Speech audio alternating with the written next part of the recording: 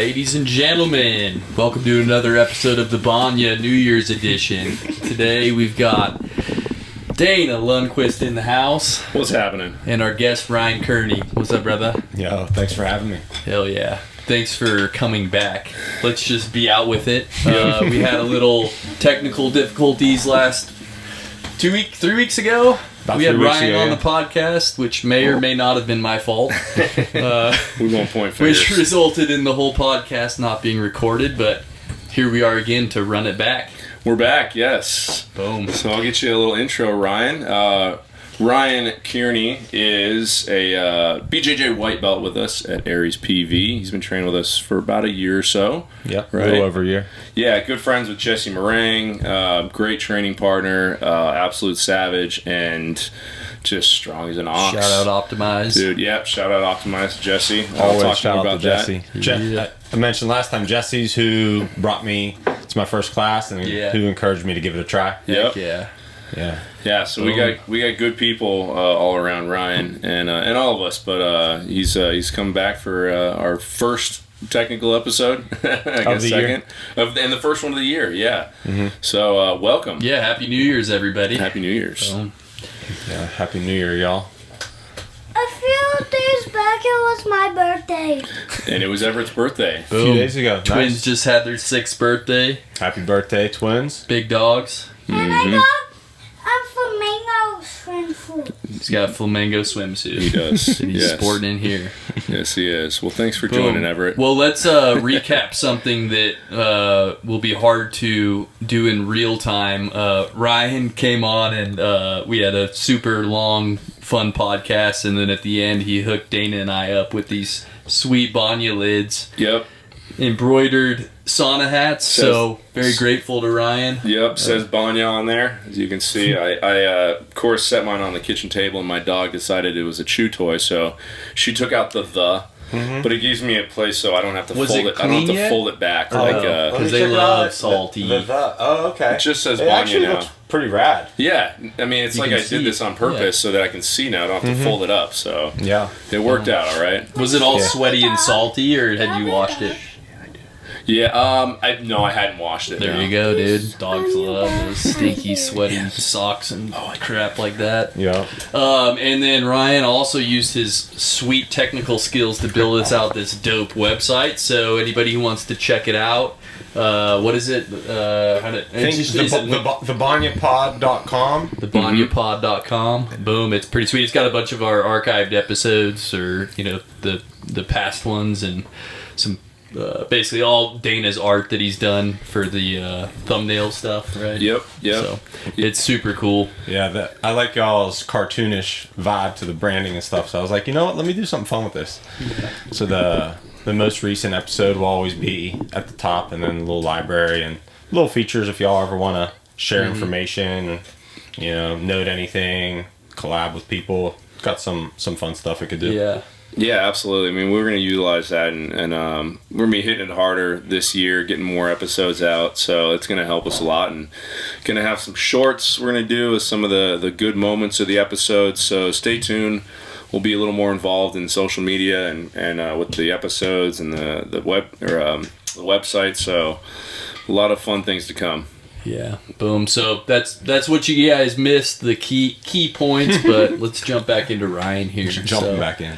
Boom. When did you start training Jiu-Jitsu? I think it was like 18 months ago, I want to say, almost. And then you wrestled before, right? Nah, No? played basketball growing up. Oh, okay. So I played basketball growing up. One of my really good friends from growing up, Ross Ventrone, first person to introduce me to wrestling because he was a wrestler. But he was like maybe 20 pounds lighter than me at the time. Okay. So he would clear out his basement and just beat me up for a solid while, and it was a good workout. Yeah. So that was the only wrestling I ever did. Well, dude, you've got a grappler's body. It's kind of like there's certain people, like rock climbers have it. There's just certain, like, kind of like a grip strength that some people have, weightlifting people, stuff like that. That a lot of people come into grappling for the first time, and sometimes they're missing some like just Neanderthal monkey strength, that you got. So that's why I thought you wrestled, because you kind of have that feeling like you're hardened a little bit. Yeah, the rings in Santa Monica, there's this like beach workout area, and I lived there for like 3 years, and every day I'd swing on the rings and climb the rope. I have a feeling that's probably what most of it's from. Yeah. But also, I don't know, maybe we used to do a lot of stuff with red bricks and conditioning at my high school, so maybe I had something from that. Literally just like a standard red brick. 2 red bricks. Yeah. I think the coach got in trouble because everyone's hands were bleeding a few years before I got there, and he had to put electrical tape around them all, so they're softened. Oh, okay. Yeah. Welcome to That's all I can attribute 2026. to. Yeah, right. Softening. I mean, that was back in 2000. I graduated high school 2004, so. Oh, well, they probably don't even allow him there anymore now. Yeah, he's fired. Yeah, the bricks are made out of styrofoam now. So everyone can lift them. No, but yeah, thanks for. I definitely like being active and doing all kind of movement stuff, surfing. You know, as soon as I'm willing to try anything almost. Yeah. So I was like, give it a try, and I definitely liked it a lot. So much so that now, whenever I go lift weights or something, I'm just like, why am I doing this? It's like it don't give me anything. Right. And if I do want to get something out of it, I have to put so much into it that it's probably not even safe. Yeah, dude, I think that's the mentality to go through life. Like, I mean, it's one thing if you're like, nah, that's boring and I don't want to do that. But like to not do something because you're afraid, that's a bummer to me. Like we all know people like that. They're just happy to stand on the sidelines and not give it a shot at least. But dude, it's no way to coast through life. You know what I mean? Yeah. Fucking get your hands dirty. Give it a shot. You know? Yeah, I mean, I wasn't able to give them the gifts live, but I do got to say, I wanted to come to the podcast and show some love, because looking back at what it was like when I first started, just realizing how patient y'all were with me and like gentle, but also in a way that, you know, not, I guess gentle might not be the word, but how understanding, you know, y'all are of someone who doesn't know anything and, you know, beat me up in a way that made it possible to show up the next day. Right, yeah. Yeah, You know what I for mean? sure. Yeah, I'm not sure anybody who's rolled with Luke would ever call it gentle. So We're very low injury rate. we do. Yeah, no, we don't. We don't have injuries. You know, y'all probably be whooping me up and saying gentle. I do. You know, I feel like I have a role in our morning class to you know, whoop some ass. Absolutely. A little bit. It's kind of, you know, you can you get your different looks around, you know. But I like to bring it, even though I'm going with Judy Woo. Yeah. Some of the most cardiovascularly difficult rounds I've done have been like with her. Yeah. You know, just like we're just moving, scrambling, like going like crazy, and it's you know, trying to. Everybody's got their, like Drew, he's a freaking leg lock monster. You got to watch out where you stick your ankles near his hands at all. You know, everybody's got their own little thing to add. So, you know, I do like to ground and pound a little bit, but it's with love is my point. Yeah. It's to make everybody better. True that. Well, and that's what we want to do. I mean, it's like a cliche thing. You give each other hugs and shake hands before, and it's all good, and then you try and murder each other, and then afterwards it's all love and you know, congrats, and it's just the brotherhood of jiu-jitsu, and we love it. Yeah, you know, that's what we're there for. True that. Yeah, dude. Yeah, that morning class is, I mean, it's all dudes are right on the precipice in there, like, you know, guys. I mean, what year, 3+ years now, some of these guys, like it's that morning class is, I hope it holds strong and everybody hangs in there till the end, because it'll be fun to evolve with that crew into, you know, higher levels. Totally. Yeah, and we got to get more people in there too, so anybody listening who's in the night classes, come to the morning class sometimes as well, man. Yeah, well, that's exciting. Dana just mentioned outside the pod that Steve Benton's going to be doing the Tuesday, Thursday classes, which is great. Like, every time I run into that dude, I pick up some little nugget. it's cool. And like, you know, I don't train much outside of the morning class, but I'll go to some Saturdays when he's there, and but it usually happens anyways when I do cross train somewhere else on the very rare occasion. But just being in a different environment with different people, you just you know, pick up different stuff. So yeah, totally. I like that about when I go back to Pittsburgh, the place that I get to train at. Just different style, and then also different people, and I definitely feel myself like, okay, we're in class and we're getting taught all the same stuff, right?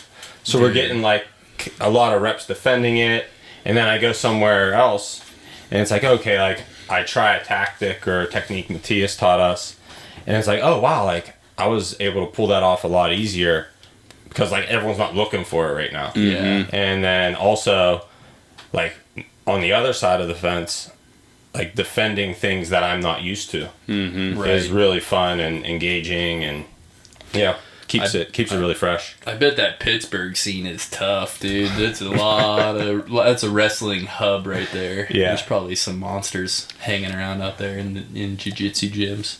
Yeah, there's a lot of big dudes too. There's not as many options, so I feel like everyone kind of gets pushed into one class, and the classes are pretty big, but there's lots of diversity in the size of people and experience. A lot of law enforcement people train there in Pittsburgh too, which is really awesome to know and see. Yeah, it's really cool. Dude, it blows my mind that not every single law enforcement officer doesn't do jiu-jitsu. Like if my life was on the line in front of, you know, some of these people, and, you know, especially these days, like obviously there's more of a focus on like, you know, subduing people with, you know, a gentler way. Like jiu-jitsu's it, dude. You know what I mean? It's like the best way to protect yourself. I was back home at a wrestling practice in my hometown. It was actually pretty cool. They invited a bunch of alumni, and we all came in and did the wrestling practice with them. Or about half of us actually did the practice. But there was one of the guys there that I knew. He's a lot younger than me, but I knew him. But he was a police officer, and I was like, dude, you got to get into jiu-jitsu. Yeah. Like, as far as like, you know, wrestling is obviously huge and extremely helpful, but like, I even fumbled with this, obviously, you know, when I walked in the doors. It's like actually connecting the submissions.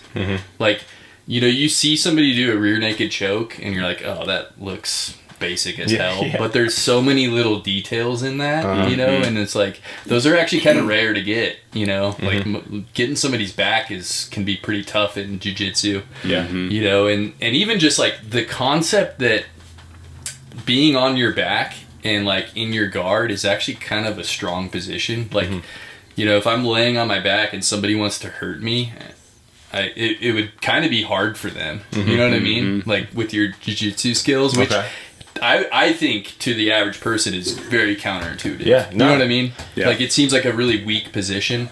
Not saying that you should just lay down and pull guard in a fight, but you know what I mean? Like, there's just these like little things. Just not feeling as vulnerable in that position is kind of where I'm at with it. You know, I'm like, oh yeah, I don't feel as vulnerable. Right.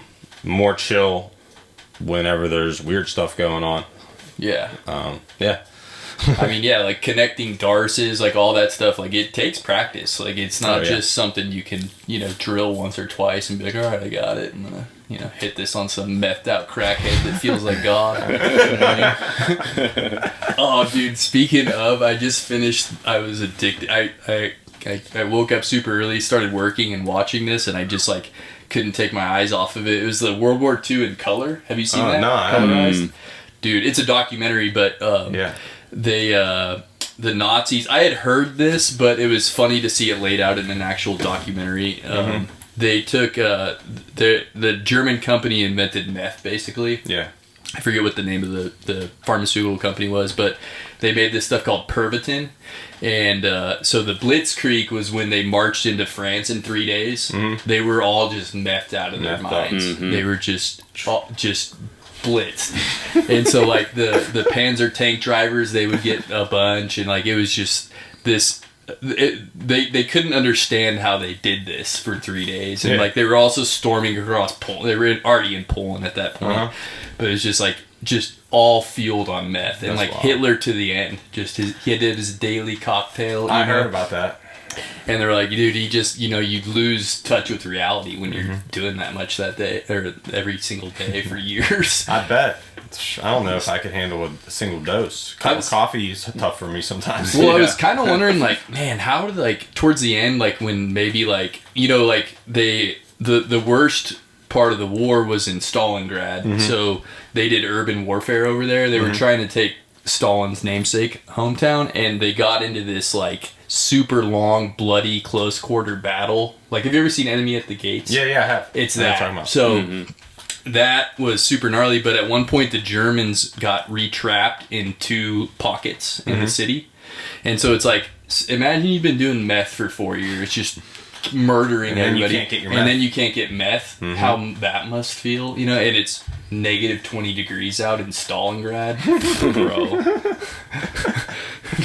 They ended up surrendering. It was like 90,000 Germans or something like that, but it was they just starved them out basically. That's rough. Man, could you imagine going through withdrawals at negative 20 Stalingrad, surrounded by Russians, No. angry Russians? You know how long they held out before they surrendered? It was a long time. Too long. It was too long. Yeah, they were looking pretty Someone had a emaciated. meth stash, and when it ran out, that's when They're like, all right, we're over. We're here." done. Let's surrender. Yeah. Yeah. But anyways, I couldn't recommend it enough. It's called World War II World War II in Colorized, color. I think, or in color. Yeah, it's super. I just super found rad. out. I knew my grandpa was in the Army, but I didn't remember what capacity. Sometimes I'd ask my dad questions, and he'd tell me he doesn't really remember. And then I said, hey, I have a memory of sitting on Grandpa's lap and him showing me this book and telling me stories, and there's pictures of him in the war. And my dad's like, I think I know what you're talking about. I don't know where it's at, but I'll look for it.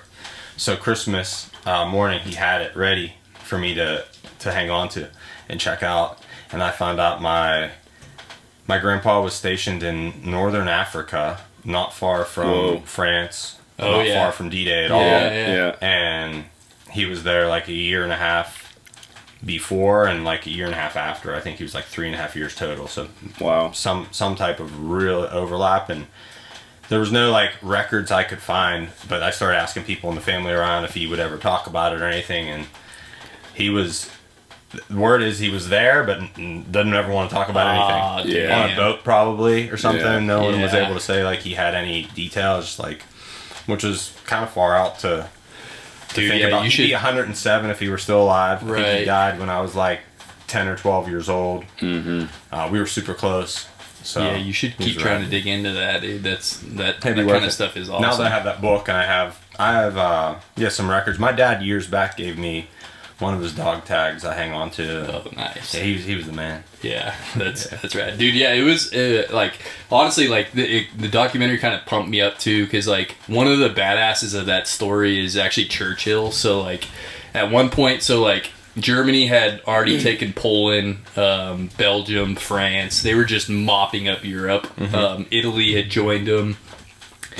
Austria obviously, and they basically just were in all of Europe, and England's just sitting there, right? And they're like, he kind of admired England, and he was like, we can make like a truce, and like there was a bunch of people in England that were like, dude, come on, man, like this isn't good. And Churchill was just like, fuck that. And then he gave this speech that just like gives you chills. It's Okay. dope. Yeah, he's just basically like, come and get it, baby. Yeah, he held out as long as he could until the Americans had to join after Pearl Harbor. Dude, yeah, So- I mean, ultimately we would have smashed anyways, because we were in production of like 80, 90 more destroyers and carriers. But at one point, the Battle of the Midlands, it came down to, we only had like 4 on the entire Pacific coast. We had 4, I think it was 3 destroyers and 1 carrier maybe, or reverse. and Battle of Midway. Yeah. And the Japanese had sent over their entire fleet, Right. And it was kind of like just a lot. This one dude like decoded this secret message, and he knew that AF was their code word for Midland, so he knew when they were gonna try to take Midland.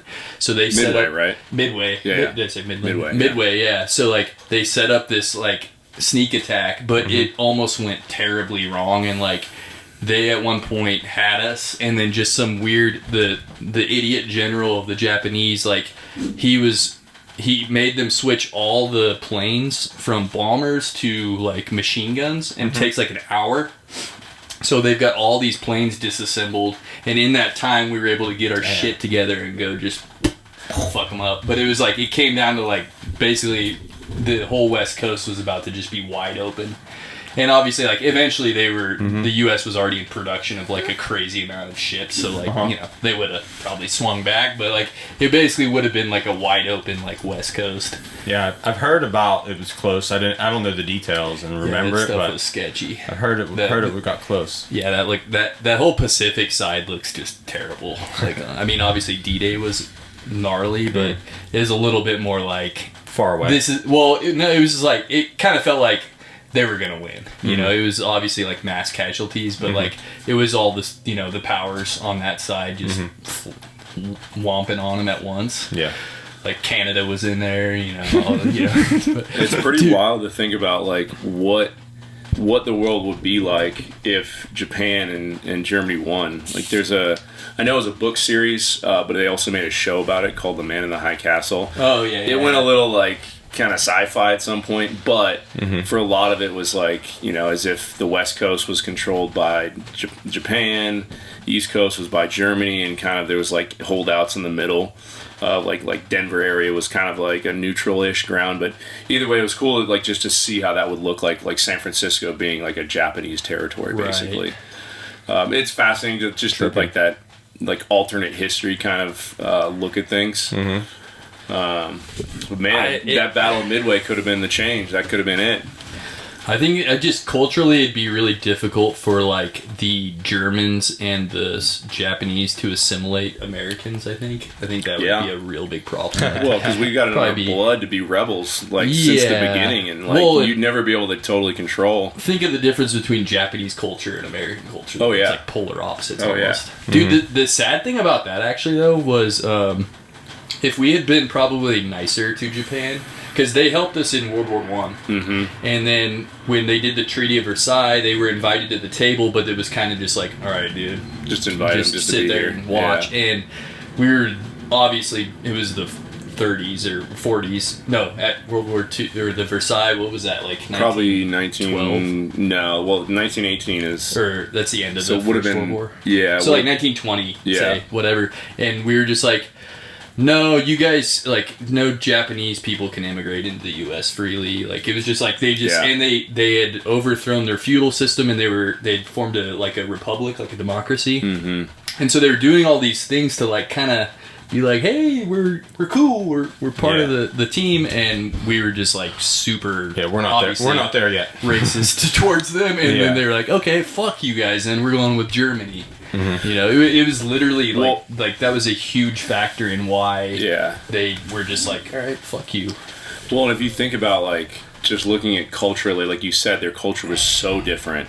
That's a tough thing, just to mix cultures, and just having it's so easy to see a culture that is so different as the enemy because they're different. Right. It's funny, me and my friends were just talking about earlier today about high trust societies and how those high trust societies are all very, very culturally similar. Yeah. In terms of, like, the Japanese are very structured in their culture, or like the Nordic countries, they're all very similar in their culture. They all believe the same things. You don't have that melting pot like in the U.S., which it causes less high trust. But there's obviously a diversity of all the different, you know, cultures that we, you know, love so much in this country that, you know, it'd be great. You know, or it is great. You can go out and have, you know, different meals, and food obviously being a big piece of culture, and you know, whether it be dance or music, you know, it's all comes together. Versus, like, you know, having the your culture be so monoculture. Yeah. I don't know. That's what makes America great, right? Is that like the differences in everybody and us being tied together by values, or at least American values, at least what it should be. Well, even though we're kind of losing some of that. That's what's scary about some of the immigrants coming in right now. Like, what's kind of cool is, I don't know if you guys have noticed this, but when I meet a Japanese or a Chinese person who's over here, a lot of times they're like soaking it up. They're like, call me Tim. Yeah. They make an American name. They're like super into American culture. Yep. And they're they're here for it. Same thing with what was the other people I was thinking of? But anyways, just a lot of people have that attitude towards it versus like, it feels like some of these towns are getting overrun with people who are like, fuck America and your values, and we're setting up government now. What about people? I've had a lot of people from like Cuba, Venezuela, interact with them here, and they're like, "This is it. Like, that's not it. This is it." I lived in Miami for a little bit. Hell yeah! And dude, I love the Venezuelans in Miami. Right? Yeah. I work with a bunch of them. They're so chill. Well, and what happens? I've listened to a few podcasts and read about some of this. Is that when you immigrate too many people to one specific area, they don't even seek out to assimilate as much because they've got a pocket of their culture that they can kind of stick with and rely on, and it's not forced to be like you have to assimilate, otherwise you can't get along and succeed. So I mean, I know it's a hot topic with everything in Minneapolis, but like, it's such a large population of people like the Somalis that they come in and they don't have to assimilate. They don't even try to learn the language. They congregate. Because they don't have to. They congregate, that's the problem. Is like when you get too many in one area, you create these little enclaves where they feel territorial. It's a tribal thing. Whereas, I mean, I'm with you, and it seems like there's crews that get together and they want to start businesses and create an economy and add value to the community. Yeah.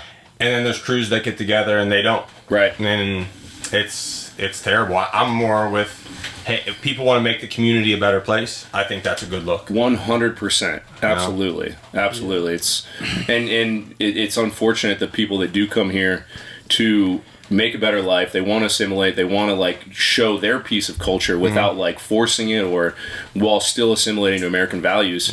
They get tossed in with all of the the large group of bad actors that they just want to, whether it be take advantage of the system or just have their little enclave where they don't have to actually assimilate with the broader culture. I think a lot of people might just show up thinking like, oh, the American dream, it's going to be easy.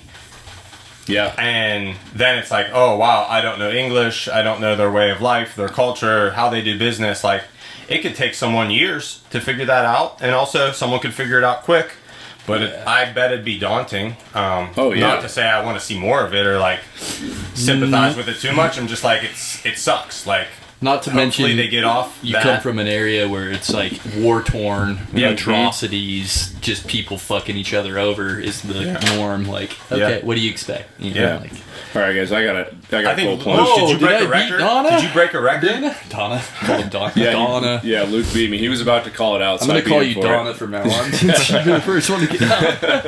You got to physically get out first before me. I'm on hour 30 of a 48-hour fast, so I'm claiming that. I'm excusing myself for that, but hey, whatever. Willpower. We all taking a dip, or? Guess what, everybody? I'm on a 58-hour. This episode is brought to you by our fellow Morning Zombie crew member, Ryan Kearney, founder of OutworkEm Digital. Ryan rolled in with groovy gifts, casually dropping us Banya-branded sauna hats and a Banya-branded website to provide more value to all of you, our listeners. That's the energy you want from your marketing team. Someone who just handles it while you're focused on your business. The new site is live at thebanyapodcast.com with new features rolling out later this year to support all of our Banya listeners. So if you run a service business or trade and your marketing feels you're stuck in Mount with no escape, Ryan's your guy. Web design, lead generation, search engine optimization, the whole game plan.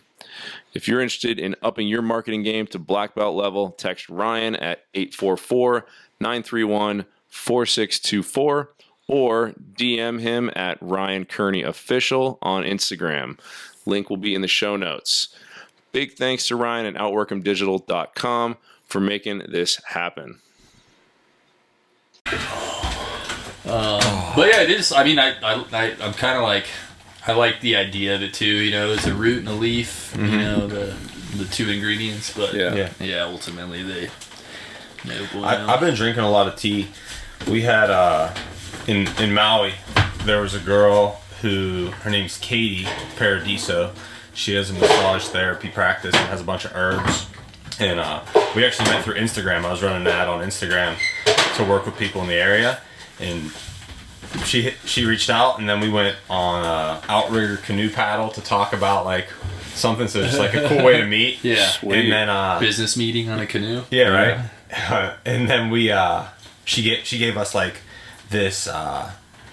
It's like lotion, but it's a lotion bar. So you rub it on like a bar of soap. And she gave us a bunch of herbs, and I had like a digestive one. She had an athletic tonic. She had like a sleepy one. So I was just rocking out on tea for like the last 3 weeks in Pittsburgh because I forgot it there. Yeah. And then nice. stumbled back. I'm like, oh yeah, cool. Let me get into this. So like functional teas basically. Yeah, one was like reishi and chaga. That was like in the athletic blend that she made.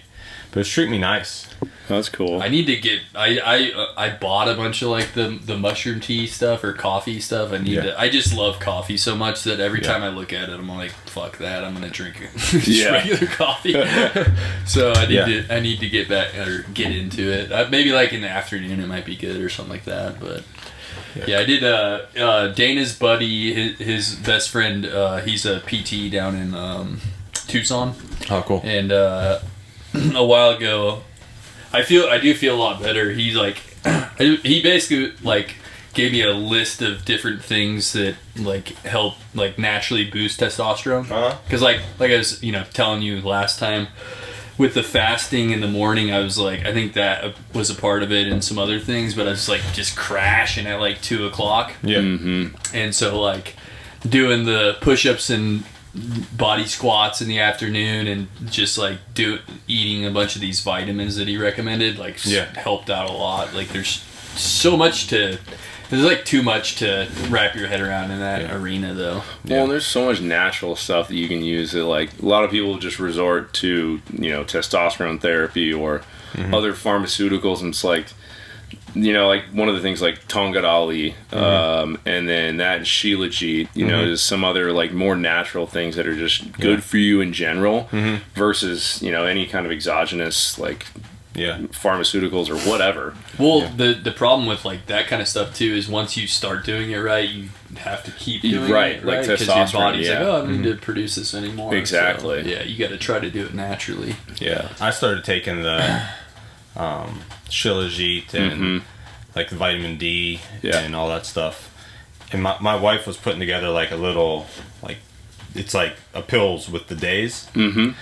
And I was just taking them. She's like, this is gonna be good for you. She's just putting them. I'm just like taking it. And then I started to get more interested because I was watching my stats on my Whoop and stuff change a little bit, and I saw better sleep happening, and I was like, okay, this is cool.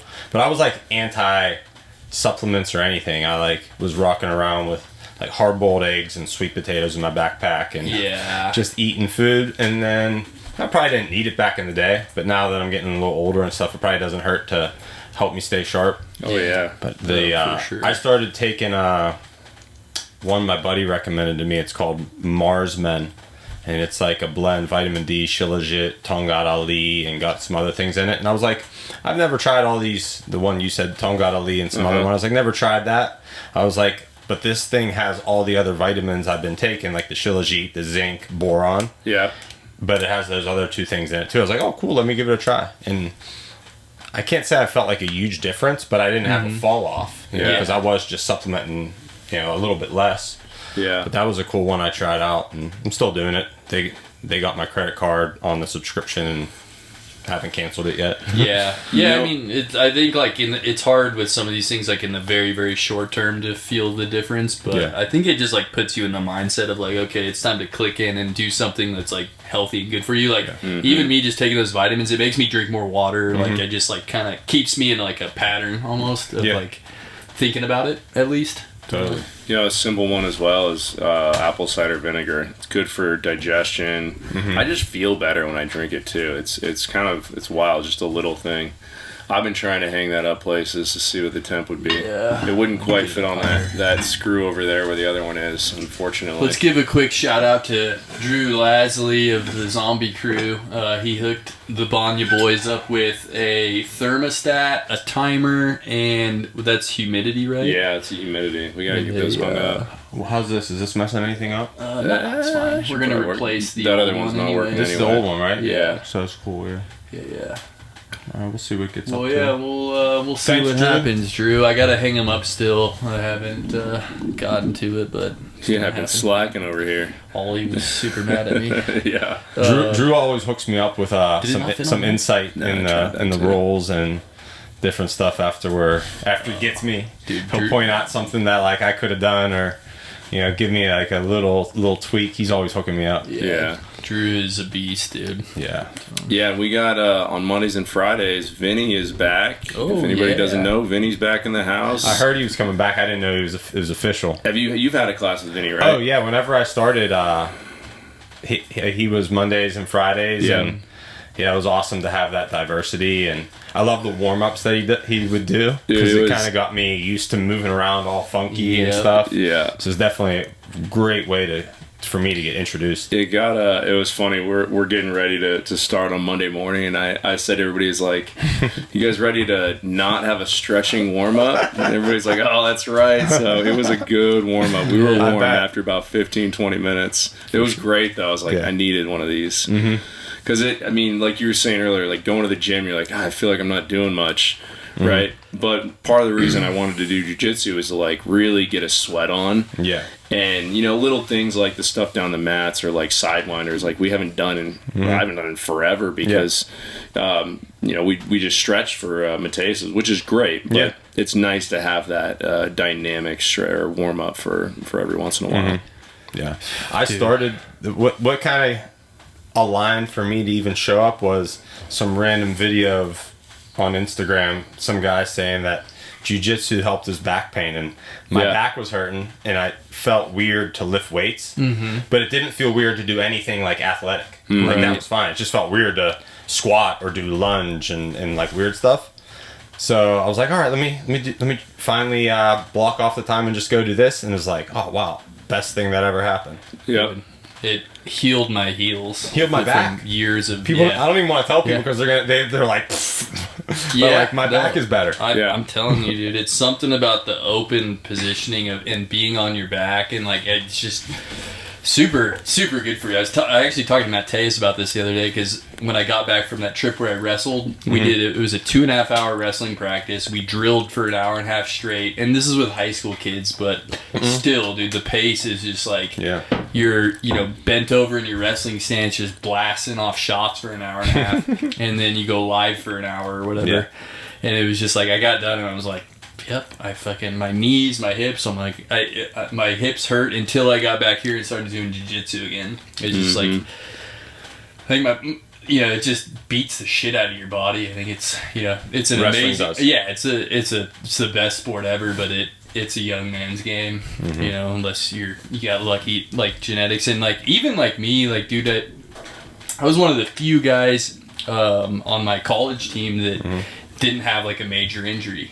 All I had was somebody broke my toe at one point. Yeah. And like I skated through with like the least of it. Like we had this one kid, you know what an inside triplet is? Inside triple. An inside trip. This was Trip, this is inside the trip. I worst, think it's worst triple. one I saw ever. So they were showing this actually the other day at jiu-jitsu. I think it was Mateus, and I was like, first of all, like it's not something that everybody can do or even should do. And this one kid was pretty good at it, but basically you have to lunge in for it, and you hook them on the inside, not like this, on their leg. So you go between their two legs, you hook them like that, and then you sink down onto your knee and you take them down. And so this kid, he would shoot him from super far out, and he was really good at him, but he shot it. We're down at Old Dominion, and the dude just sprawled exactly on him. And this guy wasn't flexible enough to do the splits, but he did the fucking splits. no. He ripped his crotch So in the half. guy sprawling or the guy who did the guy shoot? just smashed him when he was went to he was shoot. lunged out like as far as he could be. So the And shooter then the got dude the just split. boom, and just instantly the dude screaming, just Oh shit. dude, he was out for a long time. I bet. Just horrific. Oh my Just gosh. shit like that where it's like you don't really get into those type positions in jiu-jitsu, at least from what I've seen. I mean, You got to put yourself into a position like that. Like, yeah, but like that's what like wrestling. The only way you're going to take somebody down is to make these huge, like kind of athletic, unless you got a real funky style like Askren had, or some other. Like I was super defensive. I think that's why actually I didn't get hurt. I just had a really solid stance. I was not very quick, so I didn't shoot a ton. I would shoot like really safe, low percentage, like low success rate, but low like danger rate. And so like elbow passes, stuff like that. But I did a ton of front headlocks, and like if somebody shot on me, I was like, "Thank you. I'm just gonna smash you and get around you." So I played that game a lot. Which is I seriously think that's one of the reasons why I just like made it through without any serious injuries. Yeah.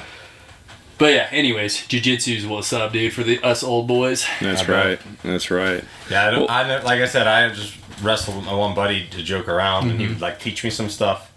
That was probably like, a dozen times in my whole life, just playing around in his basement with kids. But it's fun. The jiu-jitsu, it is fun. Jiu-jitsu, I like learning how to fall. Like that really, for me, whenever I first started, that was the biggest thing. I was like, okay, like, how do I fall safely? And then once I started to actually experience falling and it be okay, I was like, oh, all right, like, cool, I think I'm getting better at this. And then being willing to stand up for longer and longer periods of time, and that's been really like it translates to other things too. Like I noticed after like a couple of years of jiu-jitsu, I went to go snowboarding, and if I fell, I was able to fall easier on the snow because I was not trying to catch myself. Like I'd kind of fall and roll through it a little bit because you're just used to falling like regularly. That makes sense. It just makes, it does make you more athletic, but it also forces, like you were talking about healing your back, to continue doing it for a long time. It forces you to you want to be more mobile. You want to do mobility work. You want to stretch. It forces you to get to that. Otherwise, you can't maintain and continue. Yeah. Well, and you kind of missed this era, but like when the gym was 95% white belts, a big significant amount of the warm up was geared towards break falls, stuff like that, where just getting people comfortable falling, because a lot of people that is just jarring to their entire system. To even, like the pull guard motion is like really awkward, and they can hurt themselves. So like I remember in the early days, like when I first started, it was every single warm up was break falls, butt scoots, like all that kind of stuff. Forward rolls, backward rolls. Yeah, it was really cool to in the beginning just want to try to exist for as long as possible without needing to tap, and then eventually like being more put myself in spots where I'm like, okay, I don't know what to do here, let me see what happens if I go here, and just being okay tapping and learning. Because when I first started, I was like, oh, like I just want to be able to survive, and then I was like, I don't think I'm learning as much by going that route. I think I actually want to take more risks Be the aggressor. Like even if I'm like not sure or think it's a low chance, like let me just not shoot it super hard, but like safely and at least to try. Yeah, you're gonna learn something in any position you get yourself into, for sure. Well, I think it takes getting to that point where you're comfortable, where you're like, okay, I can tap at any point, like where that panic doesn't set in. I know for a while, probably like a good 6 months or so, you're getting smashed by somebody bigger and better than you, and you're like, you get that little bit of a panic. You're like, can I breathe? I don't know if I can breathe. And like, oh, I'm gonna tap early, and there's the thing that clicks. You're like, okay, I can deal with this, and until the last minute where I've got to tap. So having that comfortability with your training partners is like, I know that they're gonna let go as soon as I tap. Which is a good thing, and it's good to be able to learn and understand that. Yeah. The like euphoric feeling that I have after class. Mm-hmm. It's just the only thing that I said was similar was surfing. Like a real real solid surf session that's kind of at my edge. And the wave doesn't care if you tap, so I got to go about it a little differently. I can't just blow my load out there. You ever get taken down pretty hard? Nothing too crazy. I hurt my foot one time because the way that I got put down, I hit my heel on the ground, and I actually ended up hitting my head off my knee, so it kind of put me in half. I'm pretty flexible, so it wasn't too crazy, but it wasn't that shallow. It was probably like concussion while surfing, no big deal. Yeah. It just wasn't that shallow. Oh, you said shallow water. Shallow surf. Yeah. It wasn't. It was probably like 12 feet. It was probably deep. I couldn't stand, but it got me down there. Yeah. I got dumped, and that was the sketchiest one. But my foot, I think it dislocated and popped right back in for like weeks. It felt like I sprained my ankle, but it was fine. It didn't swell up anything. It just hurt really bad. Mm-hmm. But yeah, I'd say that's the only thing I would ever compare to the feeling I get from that, and then carrying that through the rest of my day is such a gift that I have everyone who was at class to thank for each day, and the coaches. Yeah, dude. I think the biggest rush I ever had in my life was like, you know how when you get taken under and there's nothing you can do, all you can do is just submit, pretend to sleep. Yeah. And like once it's one of those feelings where it's like it feels so good and so terrifying at the same time. Where like mentally you're like, I got this, you know, and like you like kind of like almost proud of yourself for being like so relaxed in such a horrific situation. But then there's part of you that's like, because this thing is taking me wherever it wants, like I could be running up on some rocks. Where did you get put down at? It sounds like you got put down somewhere places, for a little bit. in Mexico, and then the worst though was down in El Salvador. At this beach called El Tunco. I went down there with a buddy who's from there, or his uncle and his dad's from there. But dude, it's getting up there. Horrific. Oh yeah, now it's 175. It's reading 175. Joel, your thermometer works. Joel. Joel's always giving me shit too, so things, not crap. Yeah, very giving, Joel is. Yeah, Santa Claus of the morning class. He's got big Santa vibes. Yeah. He'll get the body one day. So we talked earlier about, like, right at the beginning about you making us a website and some of the things you're doing. I want to get into like your business and what you're doing. So tell us about OutworkEm. That's your business name, right? Thanks for asking. OutworkEm. Lucy's gonna take a break. Go for it. Get it, Lucy. Right. It is. Sorry, see Lucy. So OutworkEm is my wife and I's business. We own and operate a digital marketing agency. Okay. We do lead generation and conversion optimization, so get people more leads and help them convert them into customers.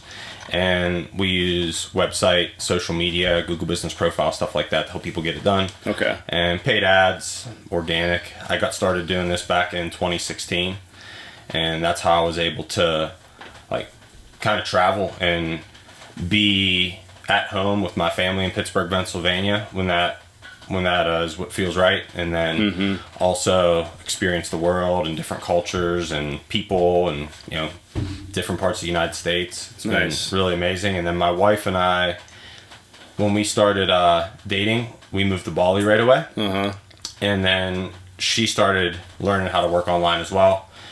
And ever since, we've just been a team, working together on different projects. And we started off as a generalist marketing agency, kind of helping anyone with e-commerce stuff primarily. The guys who I started with were e-commerce, selling beard products like alcohol-free shampoo, beard oil, beard butter. Okay. Yeah, and then that transitioned into me helping people in the local community promote their businesses. Cool.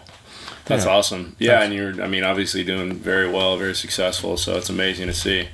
Yeah, definitely helped me achieve a lot of the bucket list goals I had in my, that I set in college and in my early days of my career. And then I have a lot more ambitions now. When I set those original goals, I was single in college. Now, working together with my wife full time, and her needs and her dreams, and hiring employees and wanting their dreams to fit it within our company. Sure. So that's been the evolution of the last 2-3 years, when we brought on some team members and started to grow to be able to hire some employees. Awesome. That's exciting too. Yeah. So it's definitely very alternative. You know, my wife and I we don't have any kids yet or anything like that, so we're able to, you know, go to Hawaii for half the year if we want and work, and then also go back to Pittsburgh, spend time with my nephews, my niece, you know, brothers, sisters, you know, drop in for 2-3 months if we want, and then pull the plug when we feel the call. That's cool. Yeah. It's nice to be able to have that flexibility and freedom. Yeah, a lot of people like really strive for, so it's good to just, you guys are getting out and doing it. Mm-hmm. I think I told the story last time. I had a job after college. I told them I was going home for, I think it was like my grandpa's birthday or something, and they're like, "Oh, well, you can request off." And I was like, "Oh, well, what's that look like?" And they explained to me, I'm like, "Well, what if I gotta go? Like, it's not really an option. It's my grandpa.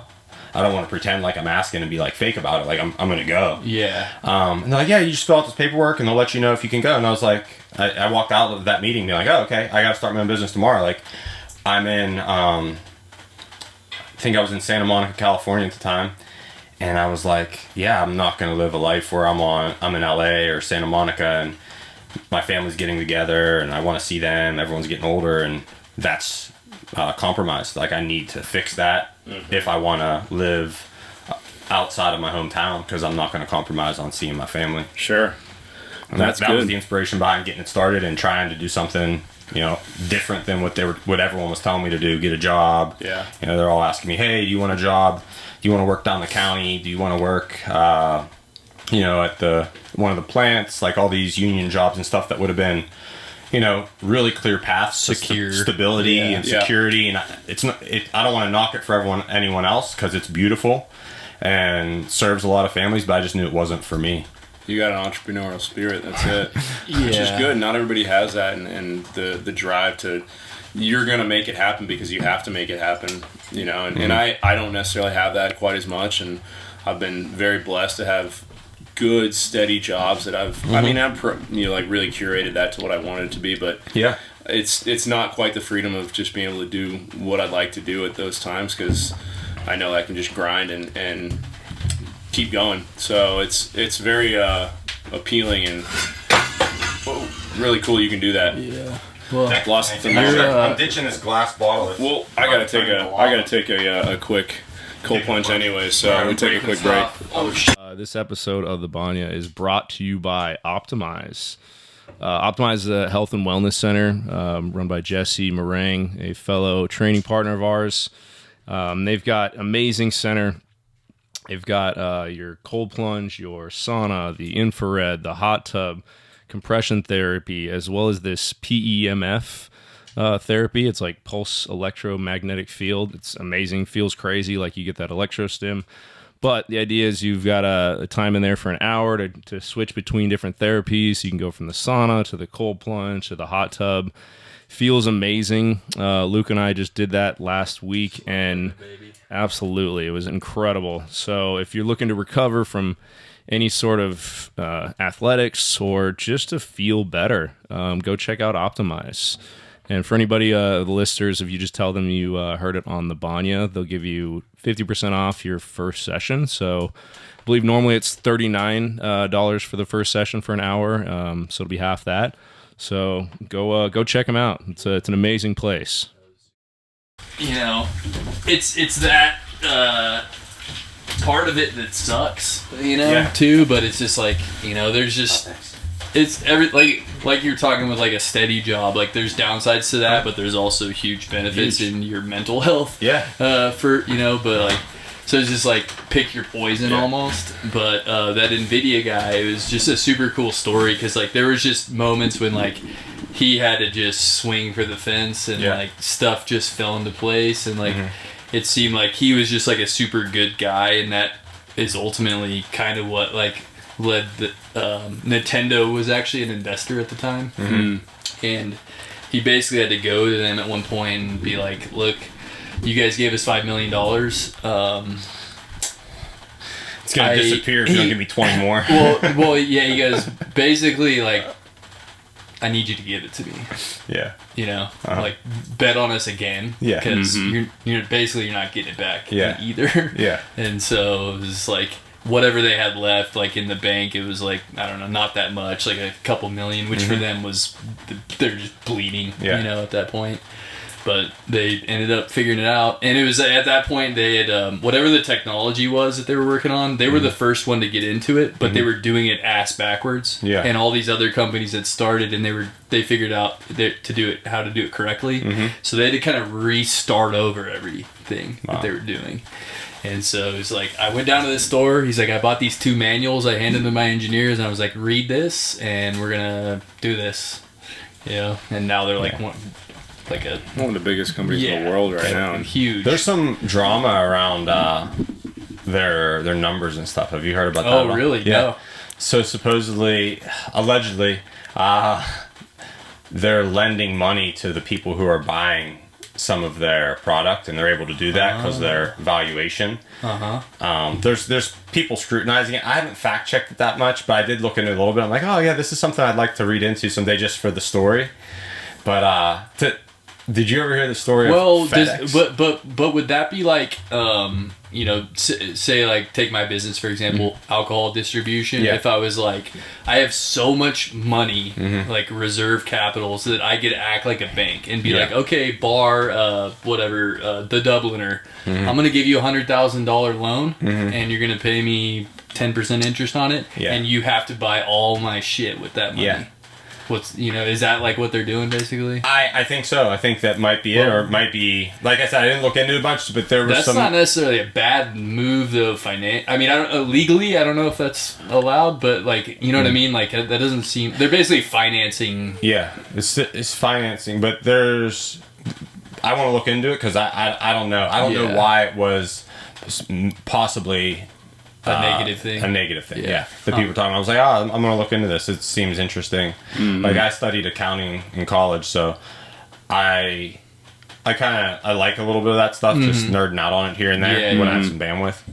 But the talking about businesses like could fail at any time, and the story of FedEx, I never fact checked it, but supposedly they weren't going to be able to make payroll and pay some bills. They're gonna have to go bankrupt, and the owner went and gambled in Vegas and won just enough money to make payroll and pay some bills, and that's how they got by.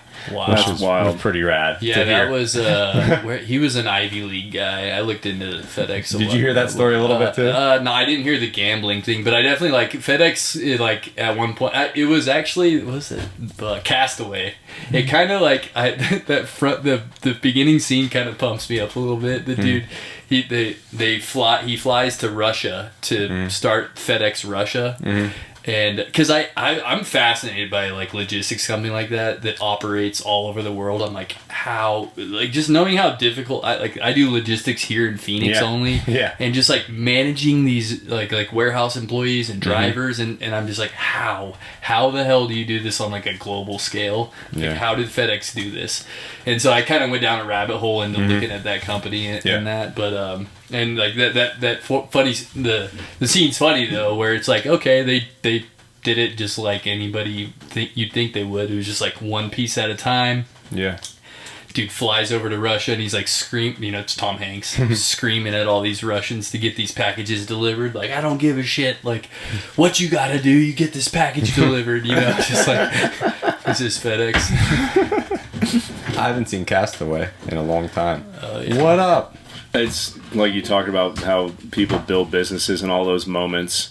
It's like there's a podcast called How I Built This that I haven't listened to it in years, but that was one of the first podcasts that I really got into.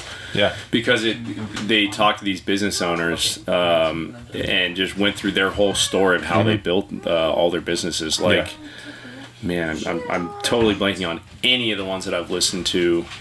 But it's fascinating how every single one of them, they all had those moments like we were talking about outside, where this could be it. The business is going up, they're belly up, and we can't do this. And they somehow found a way to get through it and make it happen. Yeah. And you just hear all these things like you just have this drive of like, this will work. It's going to work. Almost a delusional drive of like, we have to make this work. And they find some way to do so. It's super fascinating. Yeah. I love it. I mean, I've heard people use the analogy of if you're leading the team, you almost got to be like the captain on the ship when a storm hits. Yeah. Like you got to have this like unshakable, like we're making it through this storm to keep everyone, you know, the morale of the crew, you know, with the boat analogy, and everyone sees it through together. Totally. And if not, you go down with the ship like you were like going to the very end, right? Yeah, and I kind of I look at it long term. Like I'm big picture. Like I want to take care of my body, my mind. I want to have a sustainable business. I don't want to make $1 zillion and then lose it all, and you know, build something that isn't stable and can't last like the test of time. And yeah, I love the game. It's like it's like sports to me. I played basketball growing up through college, and as soon as I, you know, left that behind, business became the new way I could, you know, be competitive. And, you know, scratch that itch. That's the ultimate competition is business. I mean, obviously sports are one thing, but even playing a sport, that's just a small, at least on like professional level, that's just a small facet of a much greater business, right? So, you know, looking at people like, I mean, for example, Elon Musk, like he's at the pinnacle of like the business competition mindset where he wants, and this is my my theory with him, which is not necessarily, I don't think it's like, I didn't come up with this completely, but just kind of putting the pieces together. He built his, well, I would say built, he acquired Tesla and became the leader and obviously grew it to what it is now. So he's doing that in order to develop AI, to develop robots. He's now developing like humanoid robot type. So there's one piece of it. He then obviously started SpaceX. He wants to get to Mars. So you can see like that's the goal, is to get to Mars, but then what? So he's got the humanoid robots, AI, machine learning, being able to learn on the fly.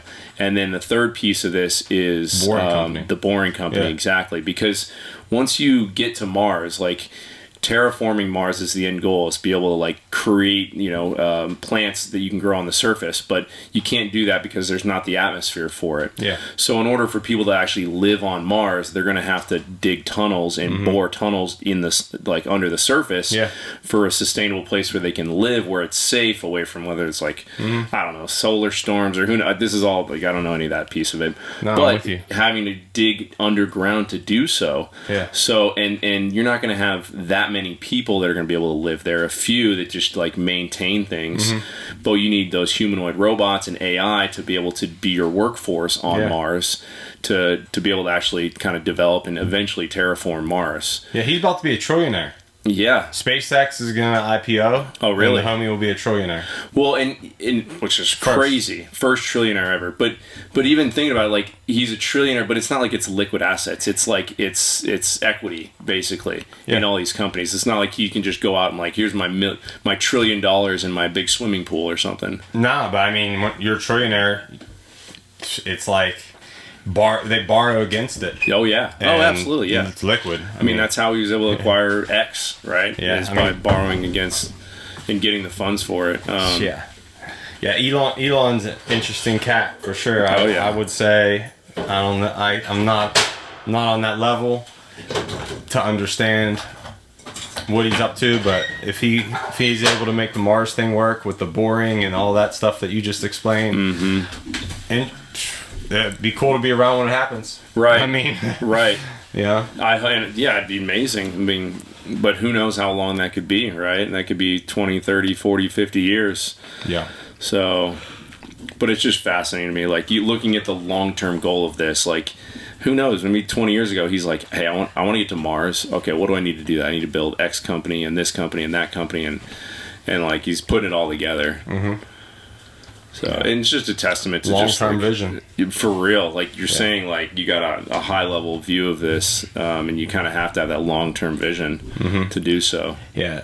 And what you were saying, Luke, about the, mental health aspect of running a business, it's like there are those times, and then there's, like, I remember just walking through the grocery store the other day. Like, I hate going to the grocery store. I try to tell my wife just to order them because it's like I don't want to go. I don't want to be there. I just want to go home. But I'm in there. I'm like in a rush to grab everything she wanted. She needed like these last minute things from the store, and I'm like, I have all this other shit I want to do, right? And then I'm like, all right, well, whatever. It's gonna get done. I'm gonna get this other stuff done, and I felt like so charged. I'm so energized. It's like 7:30, 8 o'clock at night, and I'm like all amped about this. I'm like, I'm grateful for this actually. I'm not like dragging like, oh, I have to go home and do this. Oh, like, it's like I'm like, oh, well, I'm gonna get this done, and then I'm gonna go home and crush these few tasks that I have left from what I told myself I want to do today, and I'm gonna go to bed happy about it, rather than just like, oh, like this is what I have to do. Yeah, it's fun to like show up from a place of choice. Do you have certain things you have to do that are really monotonous and always the same? Yeah, I do. And it comes in seasons of life because we have team members. But if someone's not working out, or maybe they're able to move into a higher level task, and I don't find the replacement in a timely fashion to, find that data entry button clicker type position for someone to grow into something better. Yeah. Then it's like, all right, well, I'm going to do it because gotcha. and I actually don't mind it because I feel like things change and evolve, and going back in and doing it for that period of time gives me like a better, it strengthens my ability to manage that role. In a sense, and then I have a better perspective. I heard a guy, he owned like a bunch of coffee shops here in Phoenix. It was, I forget what podcast it was on. Anyways, he was like, I think he said that he thinks one of the main differences between like a successful business owner, like entrepreneur, is that they're able to do those type of tasks and do them faithfully, like and stuff that most people will just be like, God, this is so fucking boring, and like not be able to day in and day out do daily, just like the little boring shit that just has to get done. I do monthly reporting for our clients and for us, and that is very monotonous. But it also is what helps me check the scoreboard each month. So it's like super monotonous, and I can't wait to have a clear picture of what things are looking like.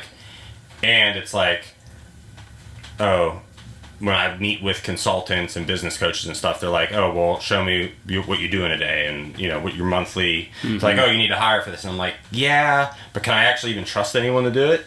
And then I look in the mirror, I'm like, oh, well, can I trust myself to train someone to do it and manage it? And that's the skill that I've been working on the most the last 2 years, is my ability to hire someone that I'm putting in a position to succeed, and then doing my part to make that happen, and not being like, oh, well, I hired this person and it didn't work out because of them. It's like, no, it's like I hired them, I got to train them, I got to choose what they did, it's on me. So it's like working on that aspect of myself has been really, it's a fun game, and like getting better at it because there's a lot less fires to put out. Well, and those little monotonous things, you just got to fall in love with them. You just tell yourself, I love doing this, or that's how I would picture it. Like with the little things of work that I have to do, that I know it's like, man, this sucks, but that's where the work starts. If you're looking at a funnel for sales, you got to start with making lots of phone calls and really doing the research to find who can buy, who can do this. It's like you got to fall in love with it. Like I love doing this. It's like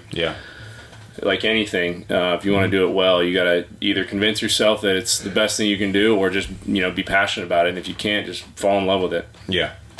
I feel that. I can't wait to get done, like actually, when I trained for basketball, we would have to go on these long runs, and I would run faster just because I wanted to be done. I was like, I don't want to, just get through it. I'm out here 10, 20 minutes extra. I'm like, I just want to get done. Yeah. And I tell my friends that, they're like, oh, you're showing off or this, that. I'm like, no, I don't want to, I want to be done. Like, I hate it so much. I want it to be done. And it's similar with some tasks. I'm like, oh, I want to get this off my plate. I want to eat the frog. Vibes. Yeah. Which I feel like I probably get a lot of efficiency out of that, because someone else who they're hired to, that's their job, they don't have this other weight or these greater ambitions all the time to get it done at a high quality efficiently and move on to something else. Another higher lever to pull on or something. Yeah, that's cool. Hell yeah. Well, shit, man. As far as the jiu-jitsu vibes go, what are you guys excited about this year? Have you set any goals? Is there anything specific you're working on?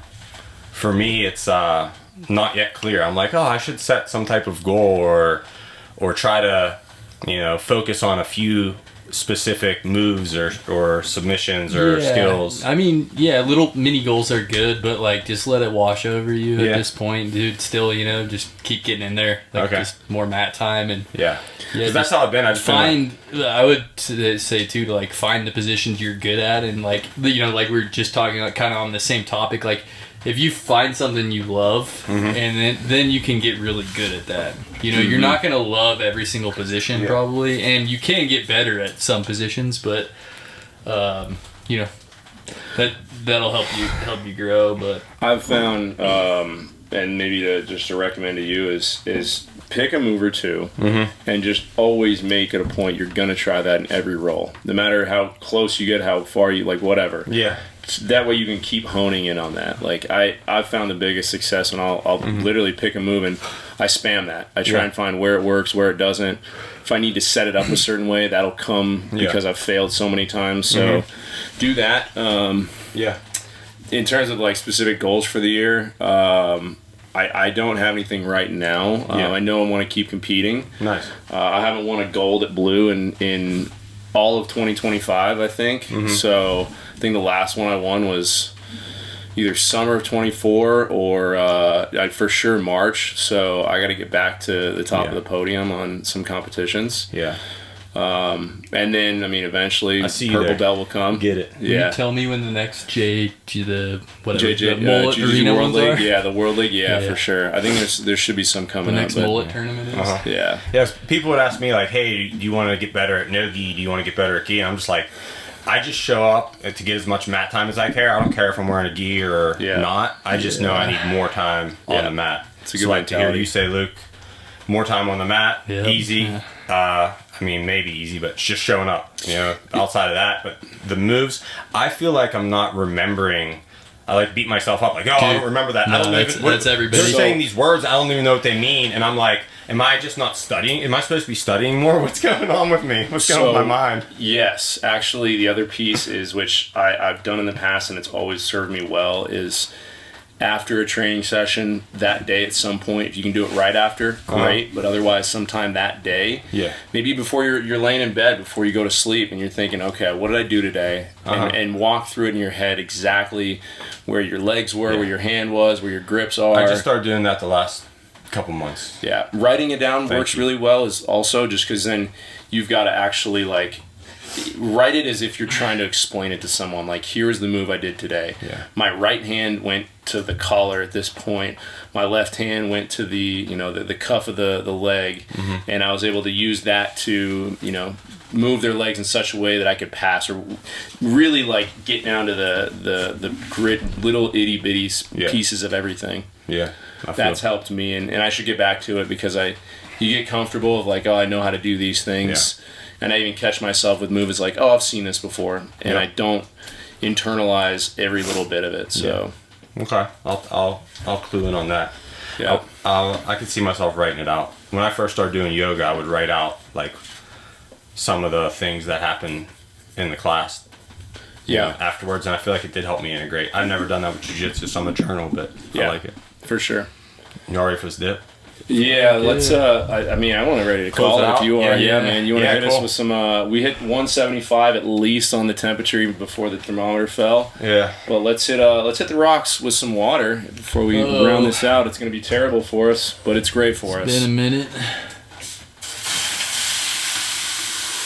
Yeah, You want one more? Or is that good? I think that's probably good. That'll do good? Do it. Oh yeah, All right. I feel like I spilled a little bit on the way in. yeah you're Now I'm good, feeling man. it. Oh yeah, Thanks for the sweat Oh, yeah, and the you the chat. man, dude. yeah, man. Y'all are epic. Thank you so much for sure. showing me the ropes, having me on the pod, and making the community here in North Phoenix where we're at feel a lot more familial and like we're not all alone. Yeah, Absolutely. dude, it's better like that for sure. It is. Well, thank you for We're coming, keep man. building it. True that. Yep. All right, thanks again, dude. Let's Yeah. go. Another episode next one. Take it easy, everybody.